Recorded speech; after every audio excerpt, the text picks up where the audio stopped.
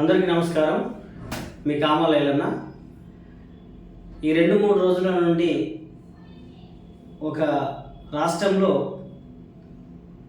చాలా పరిణామాలు చక్కచక్క జరిగిపోతున్నటువంటి తీరు కనిపిస్తూ ఉన్నది. మొదటిగా అసెంబ్లీలో కాళేశ్వరం మీద ఒక పెద్ద చర్చ జరుగుతుందనేటువంటి ఊహాగానాల్లో చర్చ జరుగుతుందనేటువంటి ఆలోచన రాష్ట్ర ప్రజలకు కానీ రాజకీయ పార్టీల నాయకులకు కానీ ఒక ఉత్సాహం ఉన్నటువంటి తీరు కనిపించింది. కానీ తీరా చూస్తే రేవంత్ రెడ్డి గారు రాజకీయ స్ట్రోక్ ఇచ్చేటువంటి పద్ధతిలో చాలా ఒక పరిణితి చెందినటువంటి ఒక నాయకుడిగా చాలా గొప్పగా రాజకీయ చదరంగం ఆడుతున్నట్టుగా ఆడేటువంటి ఒక వ్యక్తిగా ముఖ్యమంత్రి గారు రేవంత్ రెడ్డి గారికి అనిపించారు. అదేమంటే అందరూ చర్చ జరుగుతుంది, దాని మీద బీఆర్ఎస్ పార్టీకి సంబంధించిన వాళ్ళు చాలా అంశాలు మేము ఏమీ అవినీతి చేయలేదని చెప్పడానికి వాళ్ళన్నీ ఏర్పాటు చేసుకొని పోయారు.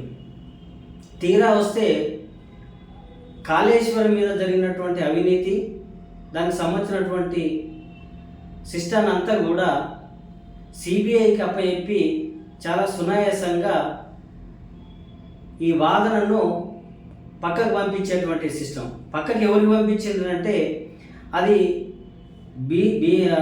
బీజేపీ కోర్టులకు పంపించేసి బీజేపీ వాళ్ళు బీఆర్ఎస్ వాళ్ళు ఒకటే, వాళ్ళిద్దరు ఏం చేయదలుచుకున్నారనేటువంటి చెప్పే విధంగా తన కోర్టులో ఉన్నటువంటి బంతిని బీజేపీ కోర్టులకు పంపించడం జరిగింది.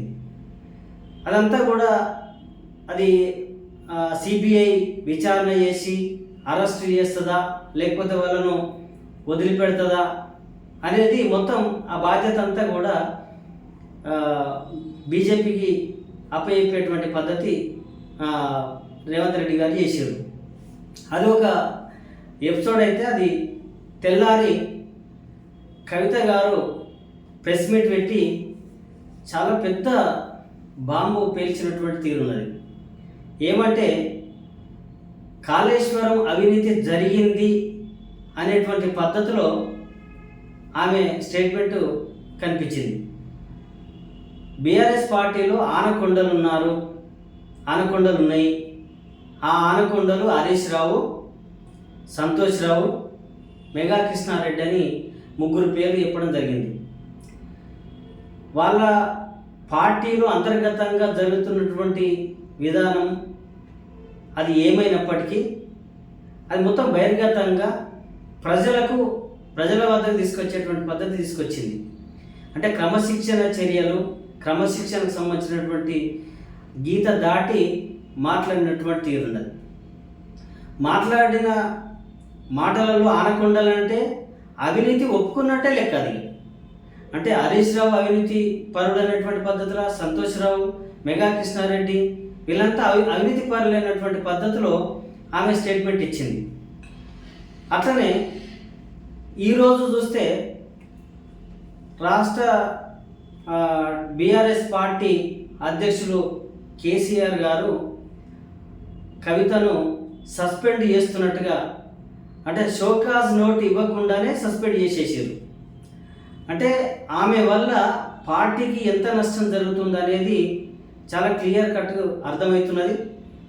ఈ 5-6 నెలల నుంచి ఆమె జైలు పోయి వచ్చిన తర్వాత ఆమె దృష్టి అంతా పార్టీని విచ్ఛిన్నం చేసేటువంటి పద్ధతిలో మాట్లాడడం, పార్టీ గైడెన్స్లు లేకుండా ఓన్ నిర్ణయం తీసుకొని తెలంగాణ జాగృతి పేరు మీద అనేక కార్యక్రమాలు, అంటే పార్టీకి సంబంధం లేని కార్యక్రమాలు చాలా చేసింది. ఆ చేయడంతో పాటు ఎప్పుడైతే పార్టీకి మైలేజ్ వస్తుంటుందో అప్పుడు ఈమె వచ్చి ప్రెస్ మీట్లు పెట్టి ఆ మైలేజ్ని అంతా డిస్బాల్ చేసేటువంటి పద్ధతి తీసుకొస్తున్నది. ఎల్కదుర్తిలో బీఆర్ఎస్ పార్టీ 20 లక్షల మందితోని సభ పెడితే చాలా పెద్ద హైప్ వచ్చింది. ప్రజలందరూ ఇంకా మళ్ళీ బీఆర్ఎస్ పార్టీ నిలబడుతుంది అనేటువంటి పద్ధతిలో అప్పుడు అనుకున్నారు. అదే సమయంలో ఆమెను అరెస్ట్ చేసిరు. మళ్ళీ పార్టీ అంతా సెట్ బ్యాక్ పోయింది. తర్వాత ఇప్పుడు హరీష్ రావు గారు అసెంబ్లీలో కాళేశ్వరం మీద చాలా అంటే రాత్రి 1 గంట దాకా అన్ని విషయాల్లో క్లుప్తంగా గవర్నమెంట్ని ఇరకాటంలో పడే విధంగా చేయడానికి చాలా ప్రయత్నాలు చేసిండు. ప్రజలందరూ కూడా పర్వాలేదు అనేటువంటి పద్ధతిలో అనుకున్నారు. తర్వాత పార్టీ శ్రేణులు కూడా అనుకున్నారు. కానీ తీరా వస్తే తెల్లారి స్టేట్మెంట్ చేసి వీళ్ళు పెద్ద ఆనకొండలు అనేటువంటి పద్ధతిలో ఆమె స్టేట్మెంట్ ఇవ్వడం జరిగింది.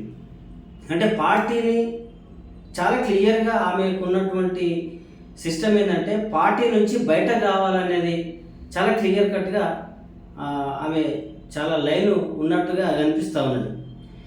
కానీ చాలామంది పార్టీలు ఉన్నటువంటి వ్యక్తులు ఏమంటున్నారంటే పార్టీ నుంచి బయటకు పోతే కవిత మరో షర్మిల అవుతుంది అనేటువంటి పద్ధతిలో మాట్లాడుతున్నారు. కానీ మరో షర్మిల కాదేమో అని నాకు అనిపిస్తున్నది. ఎందుకంటే షర్మిల వచ్చిన నేపథ్యం వేరు, ఈమె బయటకు వెళ్తున్నటువంటి నేపథ్యం వేరు. షర్మిల కూడా ఏం తక్కువ మనిషి ఏం కాదు, చాలా పెద్ద లీడరు. ఎందుకంటే జగను జైల్లో ఉన్నప్పుడు ఆమె ఓన్గా పాదయాత్ర చేసి ఆంధ్రప్రదేశ్ అంతా తిరిగి చాలా పెద్ద హైపు తీసుకొచ్చింది. పార్టీ క్యాడర్ను పెంచింది తప్ప తగ్గించలేదు. కానీ వాళ్ళకు వచ్చినటువంటి ఎట్లాంటి లావాదేవీలు ఉన్నాయో వాళ్ళకు ఉన్నటువంటి ప్రాబ్లమ్స్లో వాళ్ళు బయటకు వచ్చేసి ఎవరు వాళ్ళు వచ్చేసి ఆమె తెలంగాణ రాష్ట్రంలో పార్టీ పెట్టింది. తెలంగాణ రాష్ట్రంలో పార్టీ పెట్టింది కనుక ఇక్కడ ఆమెను సమైక్య ఆంధ్ర వ్యక్తిగానే చూసారు ప్రజలు. ఎందుకు చూసారంటే ఆమె ఈ ప్రాంత బిడ్డ కాదు కాబట్టి, ఆమె ఎంత ఈ కోడలైనప్పటికీ ఈ ప్రాంత బిడ్డ కాదు కదా అనే ఉద్దేశంతో కొంతమంది ఆ పార్టీకి పెద్దగా మైలేజ్ రాలేదు. కానీ చాలా ప్రయత్నం చేసింది, పాదయాత్రలు చేసింది, చాలా ఆర్గనైజేషన్లో చాలా ముందున్నటువంటి సిస్టమ్ మనకు కనిపించింది. కానీ అట్లా ఆమె ఈ ప్రాంత వ్యక్తి కాదు కనుక ఆమె సక్సెస్ కాలేకపోయింది అనేది ఒక అంశం. కానీ ఇక్కడ ఈమెకు చాలా అవకాశాలు ఉన్నాయి. ఎందుకంటే కవిత ఏదైతే ఆమెకు ఉన్నటువంటి స్వభావం ఏంటంటే ఏదన్నా ఒక డిసిషన్ తీసుకున్నదంటే చాలా కట్టుబడి ఉండేటువంటి పద్ధతి. అది కేసీఆర్ బిడ్డ కనుక, కేసీఆర్ ఆలోచన విధానం ఆమెకు ఉంటుంది కనుక అట్లా ఆమె కఠినంగా ఉండేటువంటి పద్ధతి అయితే మనకు చాలా సందర్భంలో ఆమె పెట్టినటువంటి ప్రెస్ మీట్లు కానీ కార్యక్రమాలు కానీ అట్లా చేస్తున్నటువంటి తీరు కనిపిస్తున్నది. ఇంకొకటి ఇక్కడ ఒక స్కోప్ ఏమున్నదంటే తెలంగాణ రాష్ట్రంలో తెలంగాణ వాదం, ప్రాంతీయ వాదం వినిపించేటువంటి పార్టీ లేదు. ఇది టీఆర్ఎస్ పార్టీ బీఆర్ఎస్ అయింది కాబట్టి, భారత రాష్ట్ర సమితి అయింది కనుక, అది జాతీయ పార్టీ అయింది కనుక, అంటే లోకల్ నినాదం అంటే ఒక కల్చర్ మీద మొన్న మార్వాడి ఉద్యమం వచ్చింది, అట్లాంటి మీద బీఆర్ఎస్ పార్టీ మాట్లాడలేదు. అంటే అట్లాంటి టైంలో ఈమె మాట్లాడడానికి అవకాశం ఉంటుంది. ఇంకోటి ఏమంటే ఇక్కడ బీసీ వాదం చాలా బలంగా ఉన్నది. బీసీ వాదము బీఆర్ఎస్ పార్టీ వ్యతిరేకంగా ఉంటుంది. ఈమె ఆ స్టాండ్ తీసుకొని పనిచేయడానికి ప్రయత్నం చేసింది. కాబట్టి ఇట్లా చిన్న చిన్న వాటిలో ఇలా ఈమె సక్సెస్ కావడానికి అవకాశాలు అయితే ఉన్నాయి. కానీ ఉంటుందా, నిలబడుతుందా అంటే కూడా మళ్ళీ ఒక డౌటే. ఎందుకంటే ఈటెల రాజేందర్ పార్టీ నుంచి సస్పెండ్ అయినప్పుడు చాలామంది ఏమనుకున్నారంటే పార్టీ పెడతాడు, బీసీ ఒక బలమైనటువంటి నాయకుడు బీసీ పార్టీ పెడతాడు, రెండవది లేదంటే కాంగ్రెస్ పార్టీలకు పోతాడని అనుకున్నారు. కానీ ఎవరు కూడా ఊహించలేని విధంగా బీజేపీ పార్టీలో పోతారని ఎవరు కూడా ఊహించలేదు. ఎందుకంటే ఆయన నేపథ్యం ఏంటంటే కమ్యూనిస్టు బ్యాక్గ్రౌండ్ నుంచి వచ్చినటువంటి వ్యక్తి కనుక, కమ్యూనిస్టు ఆలోచనతో ఉన్నాడు కనుక, మళ్ళా ఆ రకంగా ఉన్నాడు కాబట్టి ఆయన పోడనేటువంటి ఆలోచనతో చాలామంది అనుకున్నారు. కానీ తీరా వస్తే ఆయన వ్యక్తిగత విషయాలు ఏమున్నాయో, ఆయనకు ఏ రకంగా దాన్ని పార్టీలకు పోవాలనుకున్నాడో మొత్తం మీద బీజేపీ పార్టీలకు పోయాడు. బీజేపీ పార్టీలకు మళ్ళీ అదే సేమ్ టైంలో కవిత కూడా పోయే అవకాశాలు ఉన్నాయా ఒకవేళ పోతే బీజేపీ పార్టీలకే పోయే అవకాశాలు ఉంటాయి. ఎందుకంటే కాంగ్రెస్ పార్టీలకు రానివ్వమని బహిర్గతంగా పిసిసి అధ్యక్షుడు చెప్తున్నాడు, రేవంత్ రెడ్డి ముఖ్యమంత్రి గారు చెప్తున్నారు. ఆ పార్టీలో ఉన్నటువంటి వాళ్ళు చాలామంది మేము కవితమ్మను రానియము అనేటువంటి పద్ధతిలో మాట్లాడుతున్నారు.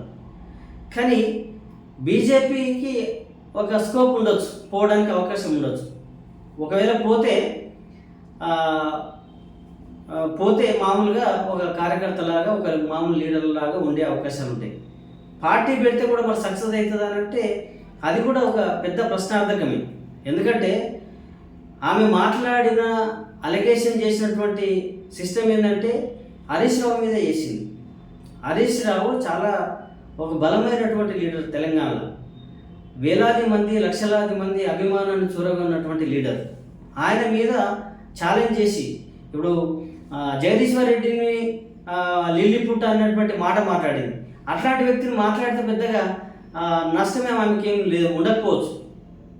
సంతోష్ రావు మీద మాట్లాడింది. సంతోష్ రావు ఎవరికి పెద్దగా తెలియదు, కేసీఆర్ చుట్టూ ఉన్నటువంటి వ్యక్తులకు తప్ప ఆయన ఎవరికి కూడా తెలియదు.